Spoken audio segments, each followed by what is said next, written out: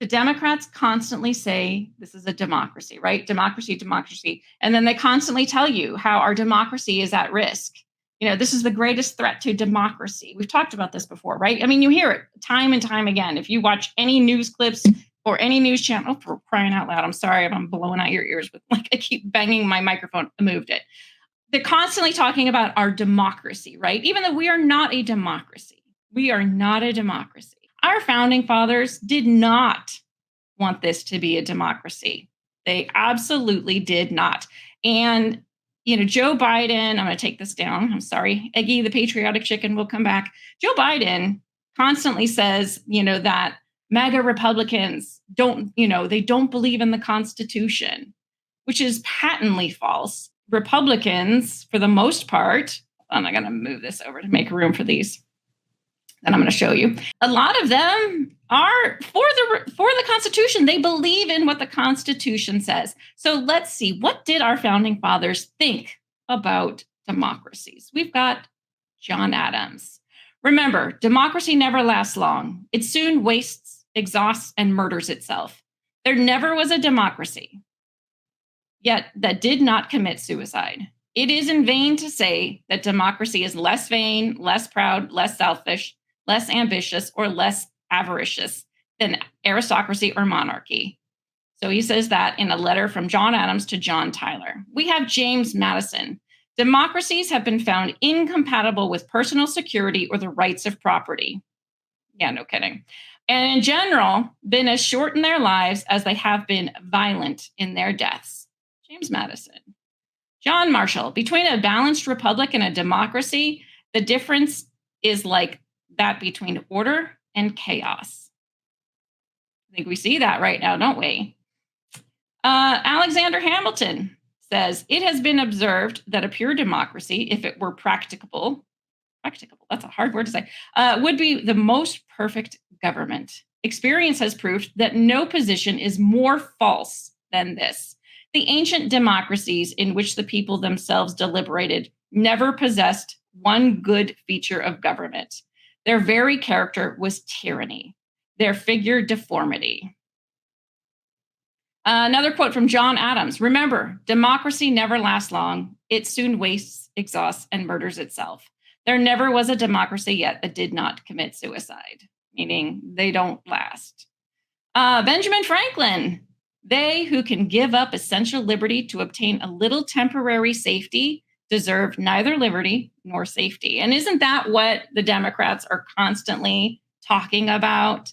They're talking about wanting to make it a safe place, right? To get rid of hate speech. Like we're here for you. We're here to protect you and help you. Let us help you. Sam Adams said, the liberties of our country, the freedom of our civil constitution are worth defending against all hazards. And it is our duty to defend them against all attacks. And that is what we are dealing with right now. If you have even a remotely conservative view, you are being attacked from all angles right now. Thomas Jefferson, the policy of American government is to leave its citizens free, neither restraining them nor aiding them in their pursuits. They believed in limited government, not the government that will come in and interfere in every aspect of your life like we have right now. And we're going to top it off with the very first president, Mr. George Washington. The preservation of the sacred fire of liberty and the destiny of the Republican model of government, which we have, are justly considered as deeply, perhaps as finely staked on the experiment entrusted to the hands of the American people. We have a republic, a constitutional republic. So why in the world do the Democrats keep saying we have a democracy? Because they don't want a democracy per se. What they want is a socialist democracy. And people like AOC and Bernie Sanders don't even hide that. But what exactly is a socialist democracy? Well, let's take a look at some things. And you'll see exactly what they're doing when we read through some of these. You know what? Let's look at first at what AOC says. I hate it when they have these giant things that won't go away. Okay, here we go. Exclusive. AOC explains what democratic socialism means to her.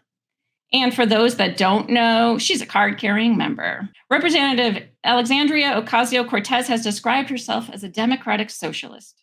Critics of the Bronx native have used the oft misunderstood term socialist to describe her. That's actually accurate because democratic socialist is a subset of socialist.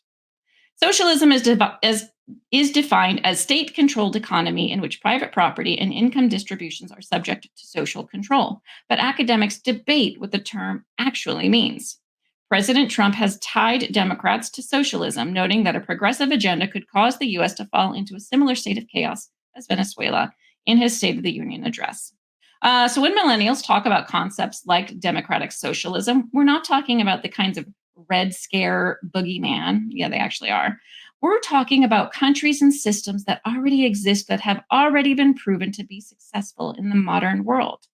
During the Cold War, animosity towards the Soviet Union manifested into anxiety over the term socialist, which has since remained an often misunderstood term in politics. Ocasio-Cortez has likened her view of democratic socialism to Scandinavian social democracy, which is different than democratic socialism. And we're going to get into the distinction between the two. But this is what they do, right? It's like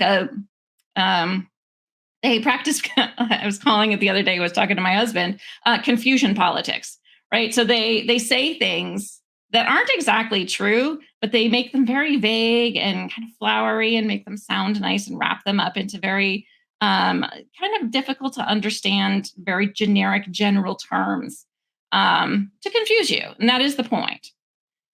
The Congresswoman's progressive platform consists of a single-payer healthcare system that covers all forms of healthcare. See, that sounds nice, right? We're talking about single-payer healthcare that has already been successful in many different models from Finland to Canada to the UK. She's also talking about how she was paying off her student loans, probably not anymore. And that her platform includes guaranteeing that Americans a living wage that maintains basic levels of dignity so that no person in America is too poor to live. That's what democratic socialism means in 2018, and not this kind of McCarthyism, Red Scare of the past era. She doesn't even understand what she's talking about herself.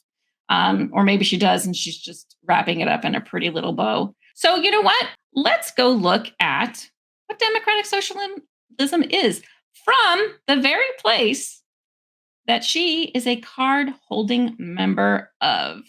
So this is the Democratic Socialists of America. And these are socialist strategy articles, Resistance Rising, Socialist Strategy in the Age of Political Revolution. So this was written in 2016. So of course, when Donald Trump was first campaigning. And they kind of go through the history of what democratic socialism is for roughly 30 years after the end of World War II. The United States and non-communist Europe experienced solid economic growth, declining inequality, expanding social services, increasing working class power, coupled with landmark advances towards racial, gender, and sexual equality. And then they're talking about, this is kind of setting the stage of, look, isn't it wonderful? And then they talk about the rise of neoliberalism,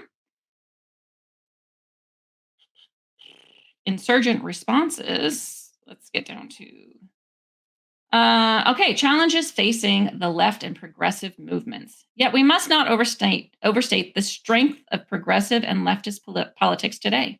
And likewise, we must not understate the extent of the challenges that lie before us. While a new wave of social movement organizing appears to be underway, remember this is in 2016, while younger people especially are increasingly open to radical alternatives, the left and progressive movements remain weak. Today, we celebrate more the possibility of political openings than the achievements of significant concrete gains. So they're saying how they've got to deal with this because, Trump, it looks like he's going to get elected. So they got an uphill battle. As the life prospects of many white people in the 99% continue to decline. And as demographic tide shifts steadily towards a United States in which people of color constitute a majority, this reactionary organizing is likely to grow ever more serious.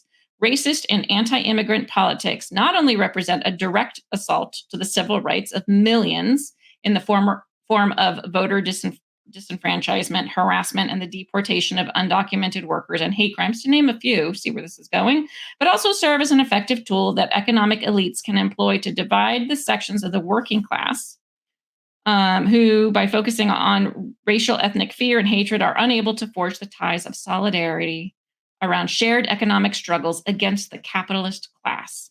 So we're the big bad guys. Let's see. Our vision of democratic socialism. What is it? Our vision of democratic socialism is necessarily partial and speculative and is no way intended to be a blueprint for a democratic socialist society. To the contrary, the specific contours of the future to which we aspire will be democratically determined not by us, but rather by those who live it. Doesn't that sound nice? Like everybody will decide. Nonetheless, even though you guys are going to decide, we're going to put forth the vision. And in part to put to rest misconceptions that people may have about how our vision of socialism differs from failed models of the past, in part to spark the passion and imagination of potential DSA members wondering what separates our vision from those of liberals and progressives, and in part to expand the term of our national political discourse in the face of often overwhelming logic of there is no alternative. History has shown time and again that societies fall short of their full potential for human emancipation without radical trailblazers working ceaselessly to pull mainstream political discourse to the left and thereby expand the politics of the possible. DSA, so Democratic Socialists of America, believes that the fight for democratic socialism is one and the same as the fight for radical democracy, which we understand as the freedom of all people to determine all aspects of their lives to the greatest extent possible. But is that true? I mean, just think about that one sentence for a minute.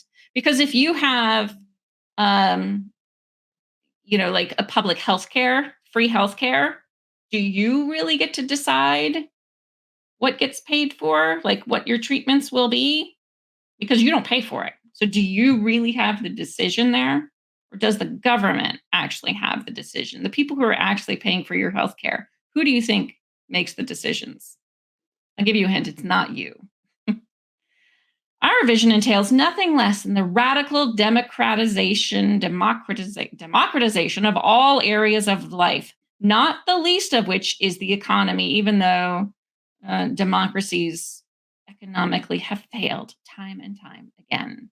They don't tell you that part. Under capitalism, we are supposed to take for granted that a small, largely unaccountable group of corporate executives should make all the fundamental decisions about the management of a company comprised of thousands of people. Well, yeah, if they own the company, they do get to make that decision. This group has the power to determine how most of us spend the lion's share of our waking hours, as well as the right to fire anyone for basically any reason, no matter how arbitrary.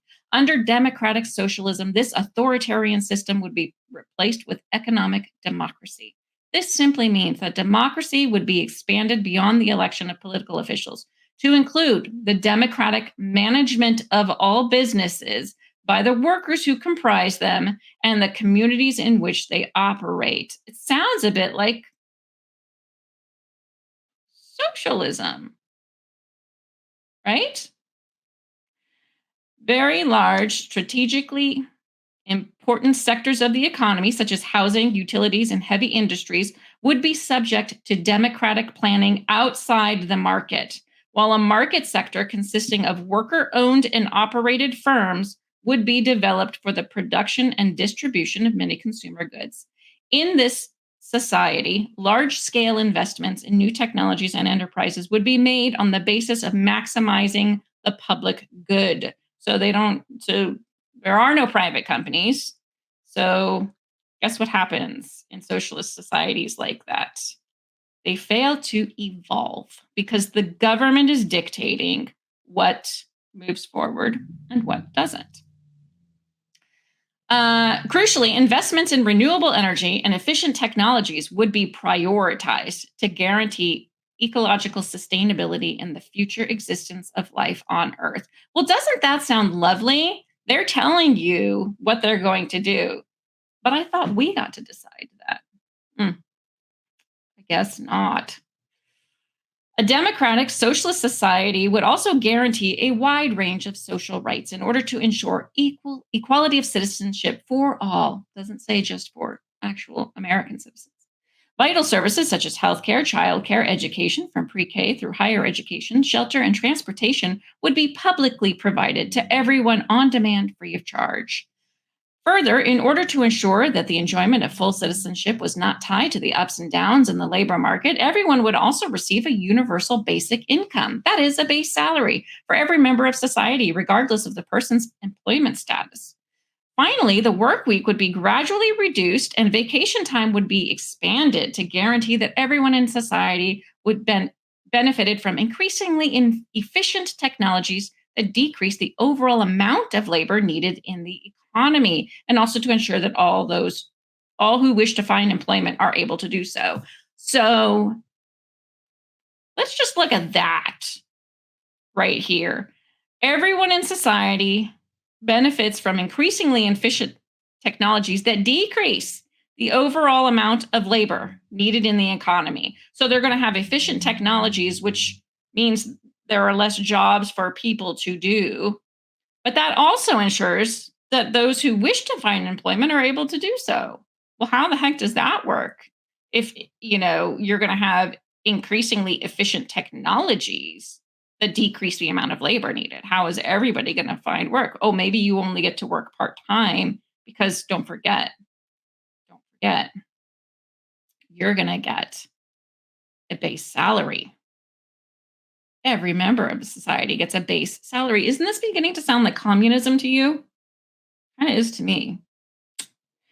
Economic democracy would be complemented in the political sphere by a new system that combined an overhauled form of representative democracy, our current system, with a direct democracy, a system in which individuals participate directly in the making of political decisions that affect them. That right there is saying they want to get rid of the entire form of government that our founding fathers created. They want to get rid of it. They want it to no longer be a constitutional republic. They want to make it they call it a direct democracy, but that's a pure democracy. And remember all those quotes we just heard about what the founding fathers thought of a direct democracy?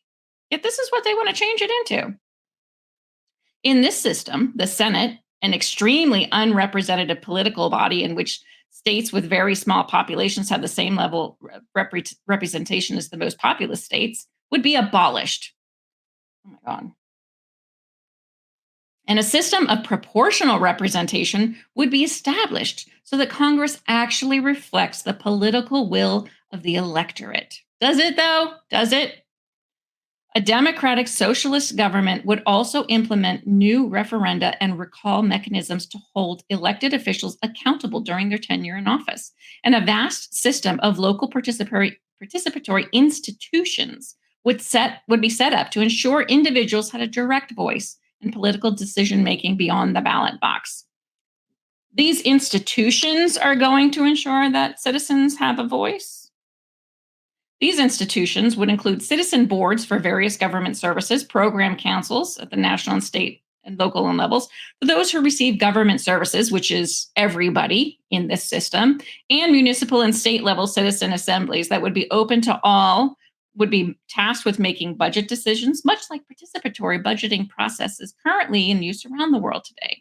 Finally, individual civil and political rights, freedom of speech, assembly, the right to vote, etc., which are currently routinely violated, well, I agree with them there, would be strengthened, and public resources would be devoted to the development of a genuinely free press and a democratically administered mass media, unless, of course, you disagree with what they say.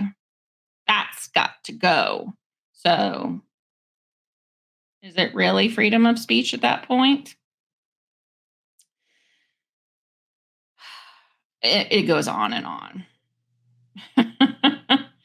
So here's their strategy. This is how they're going to get this. With this vision in place, this wonderful democratic utopian vision, we turn finally to an overview of their strategy for moving the needle of emancipation closer to democratic socialism over the coming years and decades. We believe it's the only humane and democratic alternative to capitalism.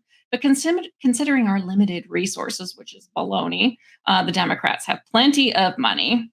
Um, there's no strategic silver bullet or single all-encompassing campaign to which we can devote all of our organizational resources. Rather, our strategy, based on the preceding analysis of current political and economic conditions, consists of fighting on a number of interconnected fronts in the short term, leveraging gains made in these struggles in a more structural, offensively oriented changes in the medium term, and ultimately employing the strength of a mass socialist party or coalition of leftists and progressive parties to win political power and begin the process of socialist transformation.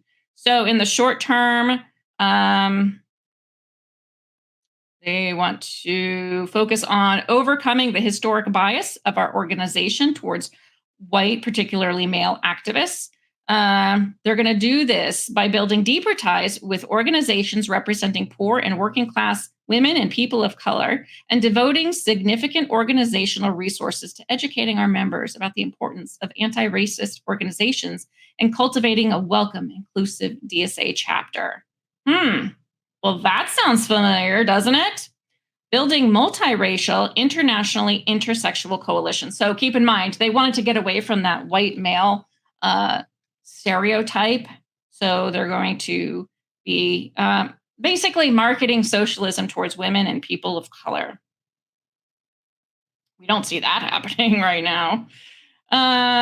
So they're talking about the analysis of the interrelationship among many different forms of oppression under capitalism suggests that the only democratic socialist strategy capable of effective resistance to capitalism is one that links together, listen to this, anti-racist, feminist, LGBTQ, labor, anti-ableist, I don't know what that is, anti-ageist, anti-ableist. Oh, it's a stupid made up word. Anti-ableist and anti-ageist, as well as other movements, by connecting the dots between them. We consider each of these struggles to be mutually reinforcing and believe that the success of one ultimately depends on the success of others. Yet another thing we've been seeing. Further, capitalists have consistently used appeals to white racism and tension at the intersection of gender and race to maintain divisions among the working class. So what do? We call them all racist. In order to overcome these divisions and forego deeper solidarities across the working class, it is essential that a disproportionately straight, white, male, English-speaking, mostly college-educated socialist organization such as DSA prioritize racial justice work and organize actively within struggles where race, gender, class, and sexual oppression intersect. We must do so with humility and take our lead from the organizations that organize and are led by the poor and working class people in those communities.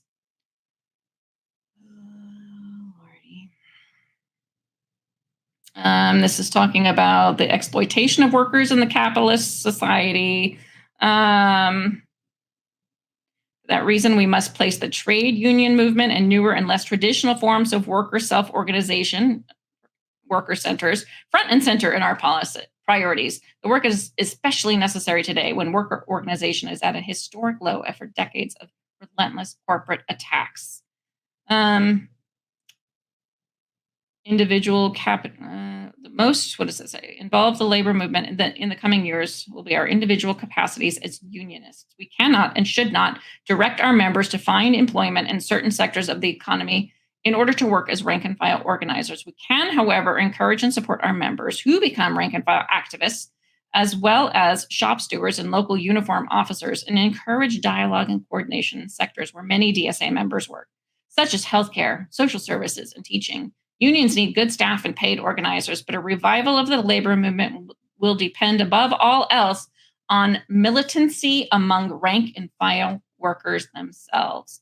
So they need to depend on militancy. Militancy. They want to be militants. That's an easier way to say it. Community organizing. They're organized in metropolitan areas. That's no surprise. They should talk to their neighbors, determine which issues most urgently face the community. For example, tenants' rights, police brutality, or shoddy underfunded public service, and organize strategically around those issues. So find out what it is that people want, and that's what we're going to plan around. So we're going to play to people's needs, right? Organizing and higher religion. We certainly know that public colleges and universities are very democratic in their leaning.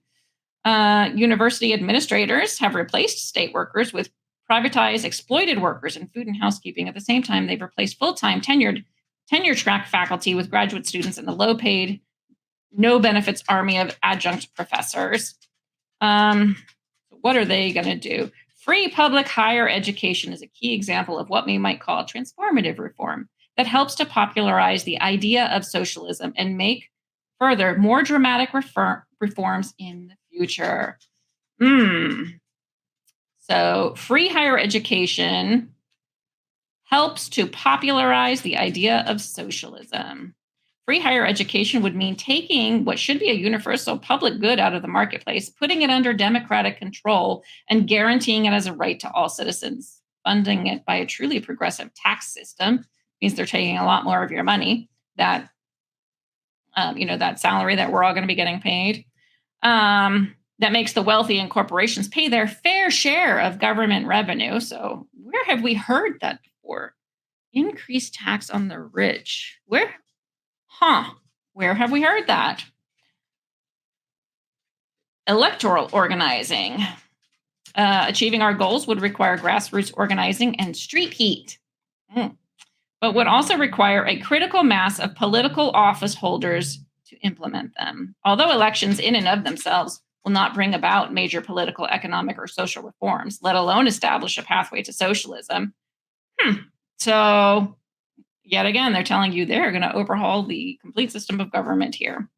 It's difficult to imagine how we would achieve any of our objectives in the United States without taking part in the electoral process. In the short term, we need to engage in the electoral activity for several important reasons: to defend existing rights and to put forth new demands for social and economic justice that could change public conversations and thereby create openings for more fundamental structure reforms down the road. Yep. That's right. They're going to just change the government. Democratic Socialist Organizing Committee. It's one of DSA's predecessors.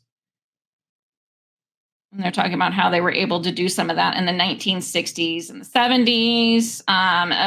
Climate justice movement. We will also participate in the climate justice movement against the devastation wreaked by global capitalism on the most vulnerable people in cultures and ecosystems. More of their bleeding heart nonsense. Building the DSA and the socialist left.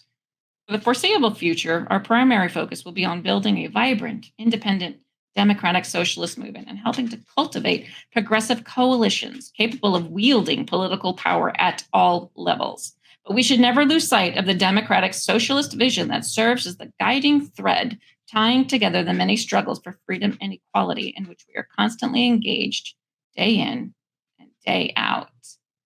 AOC is a card-holding member here. I think we see a lot of that going on right now, don't we? I mean, all of the social justice warrioring that we see going on, calling people racist, putting down, white men. Basically, I mean, how many times have we seen, even just white people were being told that we're bad and evil, or teaching children that? They're talking about that in companies. They're implementing it politically. They are, letting in millions of immigrants into the system, which will increase the welfare system, which is a fundamental hallmark of a socialist society. So let's see. I said I was going to take a look at the difference between socialist democracy. No, a democratic. Hold on. Now I'm confusing myself. Social democracy and democratic socialism. All right. Sorry. I know this is blocking my face, but here I am. So social democracy. And this is what the Nordic countries, they always talk about, like Sweden, Denmark, Norway. They always compare it to, oh, this is what we want to be more like. They are social democracies. They are not democratic socialist countries. So social democracy supports a capitalist economy. So it's a capitalist. It's still a capitalist country. Whereas democratic socialism supports a socialist economic mode of production, what we were just reading, right? Where they want to basically regulate everything. The government will regulate all of that. Social democrats believe that capitalism can be humanized with economic and social interventions, such as regulations, social welfare programs that promote equality and social justice. So that's what they have actually sort of already changed our system into that. I mean, we're at that point already. But a Democrat socialist believes that capitalism can never be sufficiently humanized, and that equality between the exploiters and the exploited, I don't know why this is moving around so much, in capitalist society does not exist. So capitalism is a no-go for the democratic socialism. Social democrats aim to create policies within a capitalist system that lead to greater democratic and egalitarian outcomes aimed at curbing inequality, poverty, oppression of underprivileged groups. It all sounds lovely, right? Except it messes with the economy because there are economic interventions like what we see here, the raising and the lowering of interest rates, bailing out companies. All of that is social democracy sort of interventions, and it fucks around with the economy. It really does. Democratic socialists also aim to create policies that curb inequality, poverty, and oppression of underprivileged groups, but recognize these issues can never be fully resolved under capitalism. So, got to get rid of capitalism. Social democrats maintain that the goals of capitalism and the goals of democracy are compatible. So, social democracies believe. And so, if you actually look at, say, Sweden, it is more capitalist than it is social democracy. They do believe in capitalism, and they have a fairly capitalist society. So when you hear people like Bernie Sanders and AOC saying, "Oh, this is that's what we want to kind of go towards," it's not. It's not. I mean, we already read from the very place, the very organization that AOC is a proud card-carrying member of. That's not what they want to do. Democratic socialists view capitalism as inherently incompatible with the values of democracy and believe that true democracy can only be achieved with socialism. This is why you keep hearing it's a threat to our democracy. The people have a say. We want to get rid of hate crimes. We want to expand legal immigration. We want to expand social services. We want to just allow the country to be flooded with immigrants. Why? Because it creates a bigger welfare system, which is at the heart of socialism. So maybe it all starts to make a little more sense now. What's going on? Ugh. And also why conservatives have to be silenced, right? Because conservatives are supporting the extreme opposite. We are talking about the Constitution, which is, as we've seen, what they want to get rid of. They don't want a constitutional republic, so they've got to hammer it in time and time and time again. It's a democracy. It's a democracy. I even see some Republicans saying our democracy, which drives me absolutely crazy. Please, can we take back the language and say we are a constitutional republic? We are not a democracy. There is a reason why they keep trying to hammer that home. It's not a democracy. Our democracy is not at risk because we're not a democracy. We're a constitutional republic. But they are saying that because they are trying to plant the seed in your mind that this is what we are. And it's done very well. Most people, if you ask them, will say America is a democracy. We're not. You're not a democracy. Our founding fathers did not want us to be a democracy. That's why they're demonizing us, because we don't fit into the agenda that they have planned, right? They want this democratic socialism. They want what we were talking about. They want to get rid of our government and create a socialist government. That's their agenda. So, of course, conservatives are going to be in the way because we value individual liberty. We value the Constitution. And maybe it also explains a little more why they're letting so many illegal immigrants into the country. It's not really for voting, right? It's not. And I know a lot of people have gone with that, and that just never. I was like, okay, I can see a little bit, but still, I can't see why they would be letting it happen to the extent that they are.